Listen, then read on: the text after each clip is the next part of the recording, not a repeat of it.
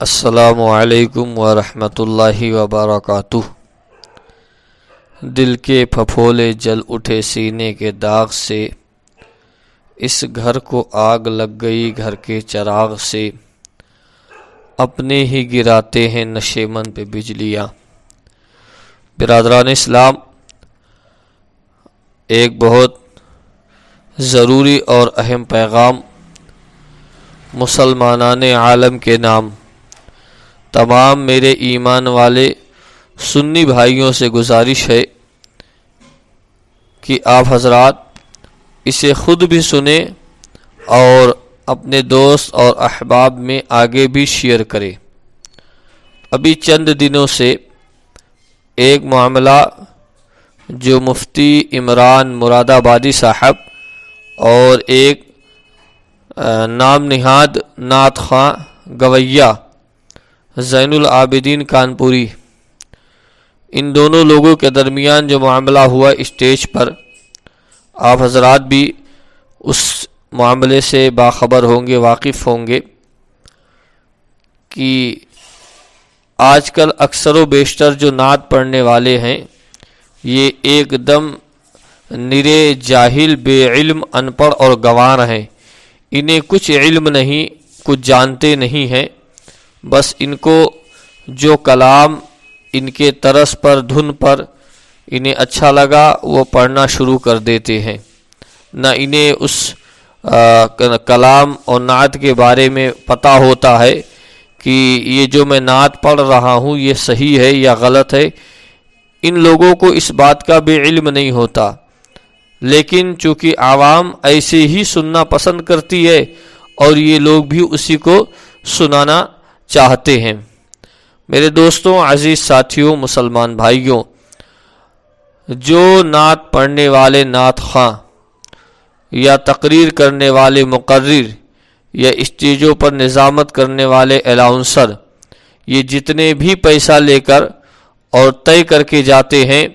ان کی تقریروں کو سننا، ان کی نعتوں کو سننا، ان سے نظامت کرانا، یہ ناجائز و حرام ہے۔ یقیناً ان کو کسی بھی اسٹیج پر نہ بلایا جائے۔ جو پیسے طے کر کے اور عوام کے سامنے، مسلمانوں کے سامنے عشق رسول، کتاب و سنت کی باتیں کرتے ہیں، خدا کی قسم ان کی زبانوں پہ صرف یہ ہے، ان کے دلوں میں نہ خشیت الہی ہے اور نہ اللہ کے رسول کا عشق ہے۔ یہ دنیا کو دھوکہ دے رہے ہیں، فریب دے رہے ہیں۔ حضور اعلیٰ حضرت عظیم البرکت رضی اللہ تعالی عنہ نے تو اپنے فتاوے میں ارشاد فرمایا کہ نعت رسول صلی اللہ علیہ وآلہ وسلم پڑھنے کا پیشہ اختیار کرنا، اس پر نذرانے یا اس پر دام طے کرنا، یہ ناجائز و حرام ہے۔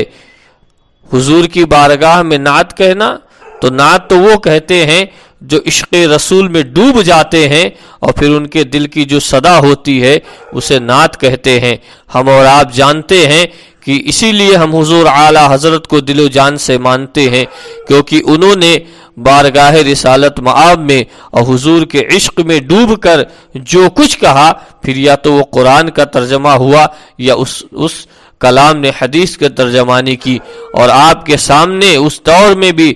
جب یہ معاملہ آیا کہ آپ کسی راجا کی، کسی نواب کی، کسی بادشاہ کی بڑائی افضلیت بیان کیجئے تاکہ اس کے بدلے میں آپ کو کچھ انعام و اکرام، داد و تحسین سے نوازا جائے گا، تو میرے امام نے بریلی کی ٹوٹی ہوئی چٹائی پر ارشاد فرمایا کہ کرو مدح اہل دول رضا، پڑے اس بلا میں میری بلا، ارے میں گدا ہوں اپنے کریم کا، میرا دین پارے نہ نہیں، میں گدا ہوں اپنے کریم کا، میرا دین پارے نہ نہیں۔ یہ تو ان کا مزاج تھا، یہ حضور اعلیٰ حضرت کا مزاج تھا، اور آج انہی کا نام لے کر اسٹیجوں پر تقریر کرتے ہیں اور انہیں فون کرو تو پہلے نذرانے طے کرتے ہیں۔ ابھی کچھ دن پہلے مفتی گلفام رامپوری، زین العابدین کانپوری، اور ایک ناظم ہے جسے بہت لوگ پسند کرتے ہیں، آصف رضا سیفی، جو آج کل تقریر بھی کرنے لگا، یہ سب اس طرح کے لوگ ہیں۔ یہ سب پیسے لے کر طے کر کے اور اس کے بعد پروگراموں میں جاتے ہیں، اسٹیجوں پر جاتے ہیں، ایسے جتنے بھی نعت خواں، اور نعت خواں تو اللہ ماشاء اللہ چند لوگوں کو چھوڑ کر، میں سب کو نہیں کہہ رہا ہوں، چند لوگوں کو چھوڑ کر اکثر تو یہ بے علم ہے، انہیں علم نہیں ہے، یہ ایک دم یہ جاہل ہے، انہیں کچھ پتہ نہیں ہے، نہ شریعت کا انہیں لحاظ ہے، نہ اسلام کا پاس ہے، نہ مصطفیٰ جان رحمت کی باتوں کا انہیں کچھ علم ہے، بس جو من میں آیا وہ پڑھنے لگتے ہیں۔ اور عوام تو ایسی ہے کہ اگر قتل کی بات کرے تب بھی کہیں گے سبحان اللہ سبحان اللہ، انہیں معلوم ہی نہیں کہ کہاں سبحان اللہ کہنا، کہاں ماشاء اللہ کہنا، کہاں الحمدللہ کہنا، کچھ پتہ نہیں ہے۔ بس جس طرز میں، جس دھن میں ان کو گما دیا ہے، ویسے وہ عوام انہی کے پیچھے ایک دم دیوانے کی طرح گھومتی ہے۔ لہٰذا میرے دوستوں، میرے پیارے ایمان والے بھائیوں، آپ حضرات سے گزارش ہے کہ خدا کے واسطے ایسے لوگوں کو پہچانیے جو نذرانہ طے کر کے پروگرام کرتے ہیں، ان کو ہرگز اپنے کسی پروگرام میں نہ بلائیں، اور اگر آپ لوگوں نے ان کی تاریخ لے لی ہے تو ان کی تاریخوں کو کینسل کریں، انہیں اپنے یہاں سے واپس بھیجیں، کسی ایسے شخص کی تقریر نہ سنیں، اس کی تقریر سے کچھ نہیں ہوگا۔ اور آج کل جتنے پروگرام ہوتے ہیں اس سے نتیجہ کیا نکلتا ہے؟ کوئی نتیجہ اخذ نہیں ہوتا، 1 گھنٹے بول کے اور 10-20-50 ہزار روپے لے کے چلے جاتے ہیں، اس سے کوئی معاملہ حل نہیں ہوتا ہے۔ ایسے لوگوں کو بند کیجئے جو مخلص ہیں، نیک ہیں، متقی ہیں، پرہیزگار ہیں، جو شریعت اور اسلام کا لحاظ اور پاس رکھتے ہیں، جو علم دین سے آراستہ اور پیراستہ ہیں، ایسے لوگوں کو بلائیے، ان کی باتیں سنیے، ان کی زبان سے اللہ و رسول کی باتیں سنیے، انشاءاللہ آپ کی زندگی بھی سنور جائے گی اور آخرت بھی آپ کی کامیاب و کامران ہوگی۔ لہٰذا ایسے لوگوں سے دور رہیے، یہ صرف مسلک کا نام اپنے لیے، اپنے دنیا کمانے کے لیے استعمال کر رہے ہیں، باقی کچھ نہیں۔ مجھے آخر میں حضور اعلی حضرت کا وہ فرمان یاد آتا ہے کہ آپ نے اپنے رسالہ مبارکہ میں ارشاد فرمایا کہ شیطان بھی کتنا بڑا مکر لوگوں میں دیتا ہے۔ حضور اعلی حضرت فرماتے ہیں کہ شیطان حسنات کے پردے میں سیئات کراتا ہے، یعنی نیکی کا بہانہ کر کے اور گناہ کراتا ہے۔ تو یہی ان لوگوں کا عالم ہے کہ یہ کہتے ہم پروگرام کرتے ہیں، میلاد کرتے ہیں، لیکن میرے دوستوں ان لوگوں سے آپ ہوشیار رہیں۔ مفتی گلفام ہو اور زین العابدین ہو یا آصف رضا سیفی ہو یا دیگر ایسے بہت سارے نام ہیں، کن کن کے نام گنائے جائیں، یہ سب لوگ یہ پیسے کے دل دادا ہیں، ان کو کتاب و سنت سے کوئی واسطہ، کوئی مطلب نہیں ہے۔ ان کو پیسہ ملے گا یہ وہاں جائیں گے، جہاں انہیں زیادہ نذرانہ ملے گا وہاں ہی چلے جائیں گے۔ لہٰذا ہم اور آپ ایسے لوگوں سے دور رہیں، ایسے لوگوں کے پاس نہ بیٹھیں۔ ہم کسی سنجیدہ، اچھے، متقی، نیک، پرہیزگار عالم دین کو بلائیں، اچھے نیک متقی پرہیزگار نعت خواں کو بلائیں، جن کے کلام کو سن کر ہمارے دل کو بھی یہ لگے کہ کسی نے ہمارے سامنے ہمارے آقا کی مدح سرائی کی ہے، ہمارے نبی کی تعریف و توصیف بیان کی ہے۔ اور کسی اچھے عالم دین کو بلائے کہ جو بیان کرے تو ہمیں یہ لگے کہ واقعی میں حقیقتاً کوئی عالم دین ہے کہ جسے دیکھ کر اللہ اور اللہ کے رسول کی یاد آتی ہے۔ ایسے لوگوں کو بلائیں۔ ان دجالوں کو، مکاروں کو بلا کر کیا فائدہ کہ نہ ان کے دلوں میں عشق رسول ہے، نہ ان کی زبانوں میں کوئی تاثیر ہے۔ ان کو تو صرف پیسے کا زور ہے، پیسہ ملا ہے تو آپ کے سامنے بول رہے ہیں، پیسہ نہیں دو گے پھر دیکھو ان کا دوسرا روپ کیا ہوتا ہے، ان کا دوسرا نظریہ کیا ہوتا ہے۔